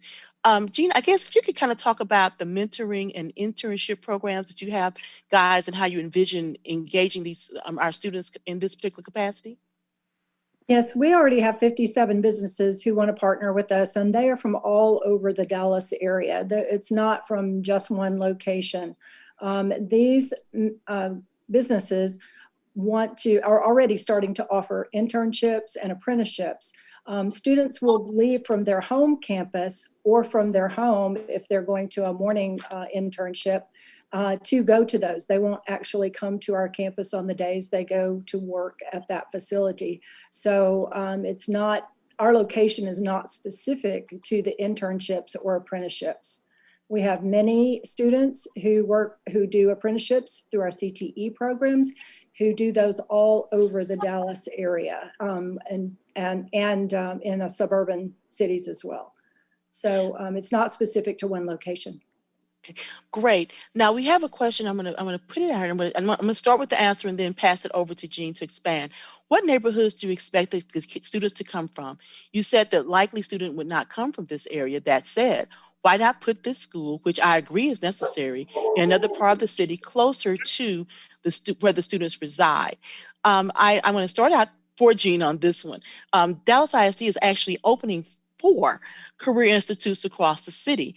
We have Career Institute North, we have Career Institute South, which is located in Village Fair area serving the Oak Cliff area. We have Career Institute East that is currently located on the Lincoln campus. And then we're developing Career Institute West, which will be in the West Dallas community. Each one of these campuses serves as a hub for a particular set of feeder for students from particular sets of feeder high schools that will then ride the bus here for half days of very intensive and specifically focused training. So Jean, if you could talk about the communities and the campuses that partner with Career Institute North where these students will be coming from. So yes, our students will come from 5 campuses, and those students are zoned for those comprehensive high schools. So they attend those comprehensive high schools or are about to attend those in their freshman year. So we support Thomas Jefferson, which is very close to us, North Dallas, again, not too far away, and then W.T. White and Hillcrest in the area, and then Conrad High School.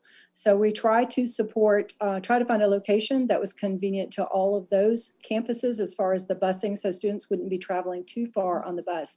But all of our students are zoned for one of those comprehensive high schools. Thank you for putting that that map up so you can kind of see the trajectory of where these students will actually be attending the majority of the time. The kids will only be there. An AB schedule means alternative days there, and they'll only be there a half day on those days.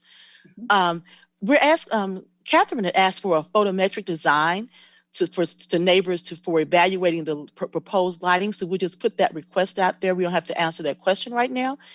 So Seth, if you could note that was something that was requested as a photometric design to show the lighting, and we can come back to that and certainly add that later on or provide that information later. When will this facility max out? It seems faculty and staff parking is already maxed. Will this facility accommodate growth? Jean, am I stating this correctly? This is for a finite number of students. So unlike a comprehensive high school, which is tied directly to the population growth of the area, this is it's an application-based school. Students have to apply to attend, and it is only a set number of students per year, correct? I have one correction to make. You were right, except that it is not an application-based program. It is a first come, first serve sign up program where students who are interested in one of these career fields, who have a passion about a career that they want to pursue, can sign up for the program and register for the program. So it is first come, first serve, and as soon as those seats are filled, it is full. And so we can only take a limited number of students. We expect to be at capacity about 2 years after we move into the new facility. So we will not be adding any more teachers or any more students once we reach that capacity, which is 800 students at any given time during our 4 sessions of students. So that's no more, to be very clear, that's no more than 1,600 students on the campus any given day, but only 800 at one time. Correct. Okay, so the total number of slots that will be available, let's make sure we do the math, is 800 times 4, which would be a total of 3,200 students per week spread out over those 2 different time periods. That is correct. Okay, so that is the maximum number ever. It could be lower than that, but it cannot be more than that. And so is there a noise when the chillers start and stop?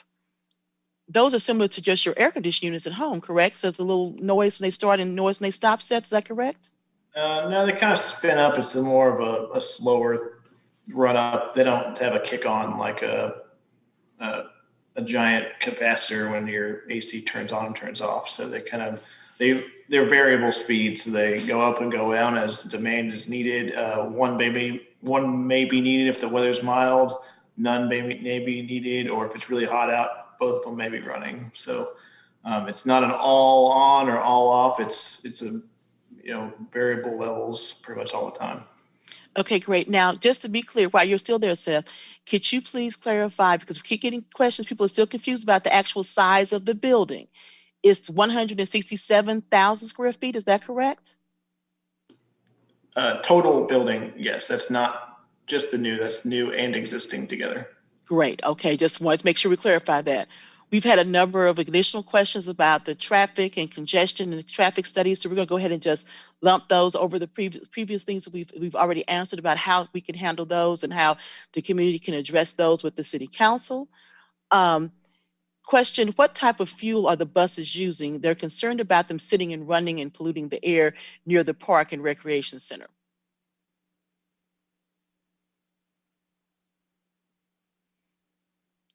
I'm not sure if we have anyone on from the Transportation Center today, and I can't answer that, Jacqueline. Okay, we don't have anyone on from transportation right now, but Jean, can you make sure you jot that down? And we'll post that on our frequently asked questions page on this project site.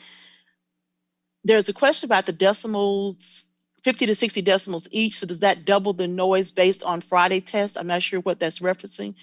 Carl, Seth, one of you maybe can answer that one. Well, I guess the question might be is, I have the answer. So the study that was run on this to get the 56 decibels of the property line was both chillers running simultaneously, not one chiller is 56 and the other is 56, because that would be a higher number, but this is both chillers total. Right. You don't double the sound. If one car drives by, it's 50 decibels. If 2 cars drive by, it's 50 decibels. It's not exponentially, doesn't grow on top of each other. Okay, great. There's a request for the final dimensions of drawings. Seth, if you could jot that down, that we can make sure that we, it says our final dimensions drawings available for review by all stakeholders. I'm not sure if that's some information we can share. I think they were more concerned about the heights and those type of things. But if you can jot that down as a follow-up for our frequently asked questions page as well. And again, I'm reminding everyone, you can keep track of this and other Dallas ISD bond projects at dallasisd.org/bond 2015. We are updating the website for this particular project following this meeting. So give us until the end of midday to close the business tomorrow to make sure we have all the information updated that you will need pending the input that we're getting tonight from tonight's meeting. And Jean, also regarding the bus, there's answer in all those green vehicles. If you could jot that one down as a follow-up as well with transportation. I've got it. Thank you. Mm-hmm. We understand some people are concerned about the location of this particular facility. I think we've addressed that a couple of times about why this location was chosen. Several questions about that. I think we've already addressed that. What's the current enrollment at the Career Institute North, and how many students are currently bused from each location? TJ, Conrad, North Dallas, Hillcrest, and W.T. White. We have about 475 students currently enrolled at our facility. And so that kind of splits out about 125 or so. I don't have the exact numbers in front of me, but about 125 or so from North Dallas, about 200 from TJ, and then roughly 75 from W.T. White and Hillcrest, and maybe the remaining would be from Conrad. A small Okay, number, probably about 50 or less from Conrad. Okay, great. In the traffic impact neighborhood, we haven't seen where the delivery traffic would be. Again, we're going back to what the commissioner said as far as the traffic study and those type of things. That's something that will need to be brought up and discussed with council member or the soon to be elected new council member as far as the concerns about traffic studies and those type of things. And again, the side of the building again is 167,000 square feet. That's the total square footage of the entire building. Here's a question about landscaping. I know the landscaping architect is not on the line, so we may be able to answer some of these questions. If not, Seth, if you can make sure that we get these to the landscape architect to get them answered, and we'll put them on the website. What is the new percentage of impervious landscape? What is your plan for on-site stormwater water retention? Again, the traffic impact study, which we've already addressed. And have you done an impact study? I'm not sure if that's a traffic impact or environmental impact study, but if you impervious landscape and stormwater water retention? I think those are all civil drainage questions that Donovan answered the question to. Okay. Yeah, 12 to 15% is the pervious surface of the site as you're looking at on the screen. We had made some adjustments recently, otherwise I'd be able to give you a fixed number, but somewhere between 12 and 50% is grass and landscaping. Okay, thank you. Stormwater detention, that's all underground, and since we're at the top of a hill, it's on kind of the four corners of the site, and it'll be pumped out in a controlled manner. And actually, it should improve the drainage conditions that's currently going on right now because there is no stormwater detention out there currently. Okay, great. There's a request for renderings. Okay, I'm just going to read it for you, Seth. This is something just a follow up. To better judge the building heights. Hold on, I'm trying to have some ambient noise going. Mr. Hunt, if you could please, thank you. To better judge the building heights, I would like to see some photorealistic architectural renderings from the point of view of a pedestrian standing on the sidewalks at several points around the site, especially Phil Fair and Killian. Even better would be a complete animation movie looking at the site as the camera circles the site. Is this possible? So Seth, that's just a note to you to follow, and we can talk about that. If we can make that happen, it will be, again, we can share that information on the project's website if and when it becomes available. So we're going to send that back over to the design team to ponder on. A question to Jean, will there be a acetylene canister stored on the campus for welding classes? We do have welding tanks that will be secured and safely stored on the campus for our welding program. That's correct. Okay, thank you. Has there been an environmental impact study completed?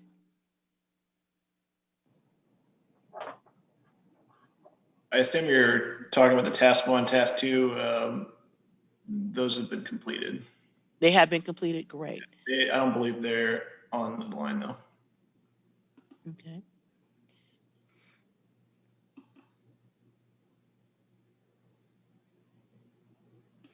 Okay, this is a comment I will share. The reason for the rush planning given was due to the nature of replanning the area due to the extensive tornado damage. However, there wasn't an indication that the true reason for the expedited process is because the current original building lease is up in spring 2023 and not being renewed. Is this lease pressure? What could have been managed years ahead of time, leading to a lack of sufficient studies and consideration impact on the community? I think that the question here is what's the real impetus about selecting this location? And Gina, I think you reiterated that before, but if you could just kind of go over that just right quick, because we have a number of people who have joined late as well. Yeah, again, it's really about the location and the distance that students have to travel on the bus. We were minimizing it. I know there's been several comments and questions about why we didn't select Tom Field. Again, it is too far north and west for some of our campuses. And it would mean that at 4 o'clock and returning back to their campus, it might take them, 30 to 45 minutes. And that's just too long on the bus to then have a bus ride home from the campus. So, so we're trying to minimize that for students. And this was a good location that the district already, you know, owned to be able to meet that time travel requirement. Okay, great. Now, Jean, while you're on the line, let's talk about dumpsters. How many dumpsters will be needed and trash pickup? The dumpster need, I cannot calculate, but I will get that information and put it on the FAQ. I do know that it will be picked up twice a week. That's my understanding from our food services, that typically they'll pick up twice a week. We can also request one that'll be a 24-hour turnaround should we need to have one dumped earlier than that. Great. We have a comment here. This is a fantastic and creative reuse of the Walnut Hill site, and I'm glad to see the way it integrates with the historic structure. Glad that you have incorporated reasonable concerns of the neighbors. The efficiency of bus-only transport plans means the entire bus fleet is a mere fraction of the private car fleet delivering and picking up at ESD student body. And thank you so much for that comment. We have comments about the new Walnut Hill School.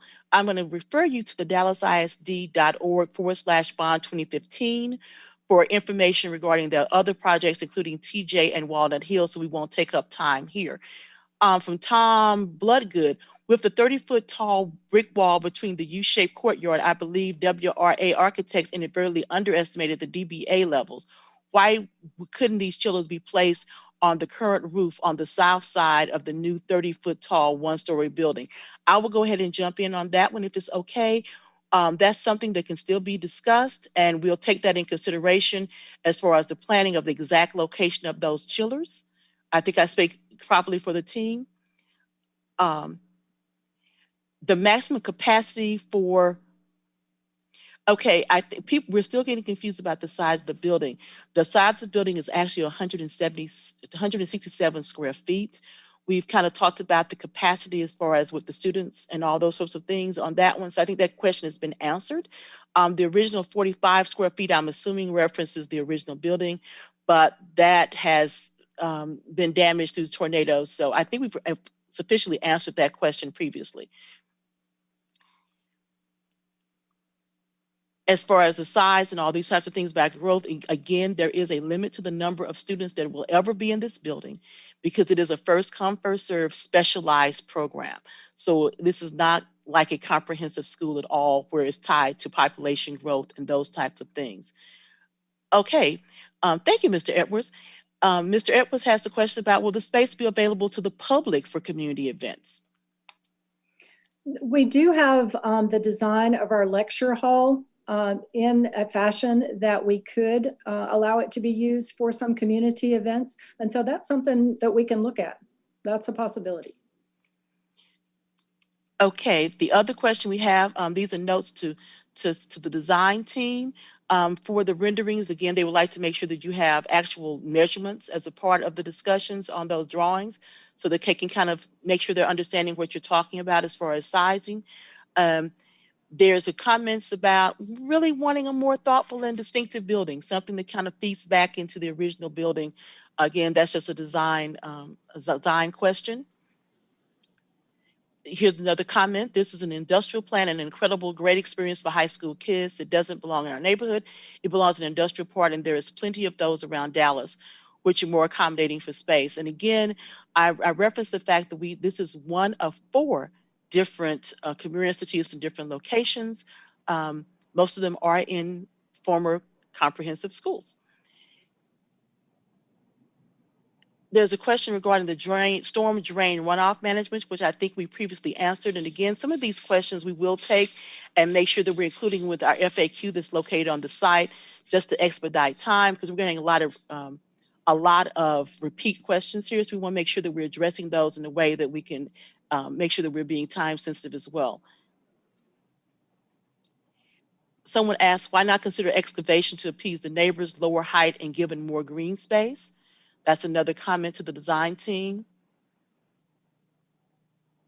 Just real quick on that one, there's rock about 5 feet below grade here. So excavating down 10, 20 feet gets astronomically expensive, but it was a consideration. Okay. Thank you. The chillers are no longer being shown parallel to Killian. Does this cross the 25-foot building line? The 25-foot building setback's the front setback. It's 15 feet on the side, so it is. And I think, Seth, the drawing, the rendering does show them flip perpendicular, but they are back to being parallel. Right. Okay. There's some questions about the input and participation, and did you use input from the TJ and New Walnut Hill meetings for the Career Center as well? I will address that. There were questions at all of these meetings, as well as the bond 2020 meetings prior to the passing of the bond, and the community did share input and have questions during all of those previous meetings.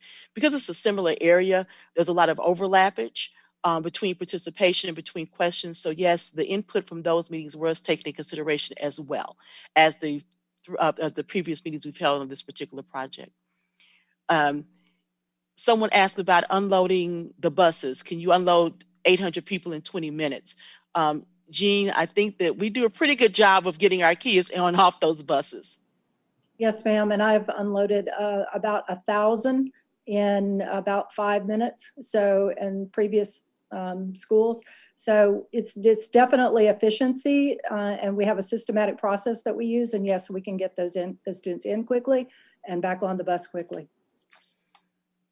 Okay, we've had a lot of several more questions about the location, which we've addressed several different times. So I won't reiterate those. We do hear your concerns. We will show those concerns. So I won't go in and capture all those, but these are being captured. As far as your comments about the locations. Again, we've talked about when someone is tardy or misses the bus, that those students will have to do asyncratic learning from their home campuses, as there will not be allowed to take a car and be dropped off at the facility.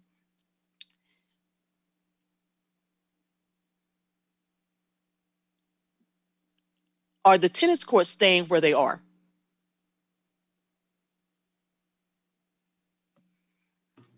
If you're referring to the ones in the city side, then we're not touching anything on the city park side. Okay. Ms. Green, you've had your hand up for a while. I'm going to go ahead and let you go ahead and speak. If you could unmute. Ms. Green, you had a question?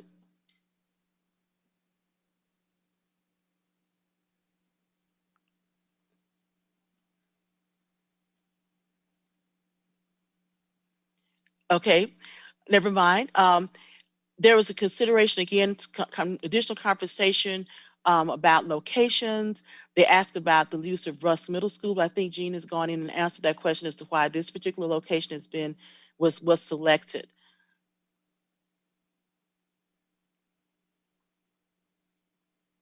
I'm going through these questions right here to make sure we're getting any distinctive questions that have not already been answered, because our time is kind of winding down on this meeting. Ms. Bell, may I jump in, please? Yes, please do. Please do, Commissioner. So I'd like to thank everyone for participating in this meeting. I know that at some point we had over 112 participants, and it's always good to have community input. And we at the City Plan Commission like to hear input from neighbors. At this point, I'd like to request that if anybody has any additional questions, that you email them to my city planning email address at cpc-d13@dallascityhall.com. If you will please keep your questions to land use. So if questions about why this site versus Tom Field or something else, that's a question that is more appropriate for DISD and not the City Plan Commission. A city zoning application looks at height and setback and lot coverage and where the chillers are, et cetera. So if you have questions, and the traffic management, of course, if you have questions like that, please send them to me. This matter is currently on the docket for this Thursday CPC hearing. I'd like to sleep on the things I heard tonight and review the information in the chat. If I believe that there are still a lot of outstanding land use questions, I will make a motion at the City Plan Commission hearing on Thursday to hold the matter under advisement. And so I'm going to think about that in the next day or so. And if I think it's necessary, I will let your neighborhood leaders know that I intend to do that. But what I really want to do is think about what the existing land use questions, what they are now, and if they have been sufficiently addressed, so that the City Plan Commission has adequate information to review the pending zoning application. So I think that those are my comments. I think I'd like to thank Councilmember Gates. I think she was also on this call, so that is good. And I think Mr. Crawley may have gotten the latest plan development documents and traffic management plans in the hands of the neighborhood leaders. And if he hasn't, I encourage him to do that, because they're not a part of the official docket that's online, so they can be distributed to the neighbors. We could also do that through the council member's office tomorrow morning as well. So thank you. I'm sorry I have to sign off. I think it's been a very good meeting. Ms. Bell, kudos to you on a very well-run meeting. Thank you so much, Commissioner. Thank you for the opportunity to be able to meet with our helping us to gather our neighbors together. We want to make sure that we're good neighbors at Dallas ISD. I have about two. I've been strolling through these, and there's a couple of repeat messages here. I want to go over to please make note, Seth, that we need to answer questions about the green aspect of the facility. So if we can make sure we include that on the FAQ about how we're using green technology and green things for this building. There is one I do want to address here that seems to be a couple of things about where the Dallas ISD career centers are located and which type of communities they're located. Again, I share that Dallas ISD has 4. Well, we currently have 3 in operation and a 4th in the planning stage, career institutes. One is located currently temporarily housed, the North facility temporarily housed in a temporary facility that is industrial. Our second facility, which is Career Institute South, is actually located in one of our Dallas ISD buildings that formerly held South Oak Cliff High School. So it is not in an industrial area either. And the third that's operational right now is at Lincoln High School, which is also in the community. The 4th is under planning in West Dallas, and I don't have the exact location of that one yet. And the Lincoln facility is also a temporary facility. So no, we do not have these career institutes in commercial or industrial areas. They are a part of our community and just another use of our community schools to provide our students with additional opportunities to be able to have successful lives once they graduate Dallas ISD. So I see there's a lot of repeat questions. We are saving the comments and we will be reviewing those, crafting any questions. If we see repeat things that come up, we will be adding those to our FAQs. They'll be on this website. And once again, there's questions about the city tennis courts. We have nothing to do with the city of Dallas, the park area, or the tennis courts. So those questions would need to go to the city of Dallas as far as what will be happening with that adjacent park to this facility. I do want to give this opportunity. I want to thank the commissioner for coming on board and saying kudos. I'm not certain if the council member is still on the call or if she would like to make any comments as well. If she is still on the call. If not, we do have our head of our career and technical education is on the call. I'm not sure if you, Oswaldo, if you would like to make any comments tonight before we wrap up.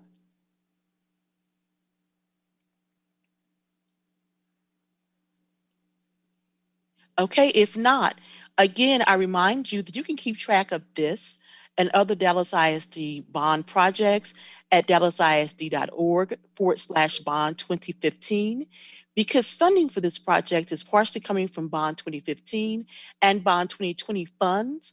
There we will have a website will be housed on both locations. So you can track it either at dallasisd.org/bond 2015 and dallasisd.org bond 2020, in case you get lost between which bond program you're talking about. We will have identical information on both sites. We thank you for your participation and encourage you to continue to be active and involved in the community. Ms. Laswell, if you want to close us out this evening. You're on mute. made it all the way to the last one and then forgot. Very last one. You were doing so good. I want to thank everyone for joining us and being here tonight. I really, really appreciate all your comments and your questions, and they're all good questions. And we will try to make sure that we answer them all in our FAQs and do our best to be sure that those are communicated to you on our district website for Bond 2015 and Bond 2020. And I want to thank Margot Murphy for her input, as well as all of our WRA team, my staff as well, who helped support us in providing you with information tonight. So thanks to everyone, and we'll hope to see you again at another community meeting soon. Okay, again, and thank you for joining this evening. Good night.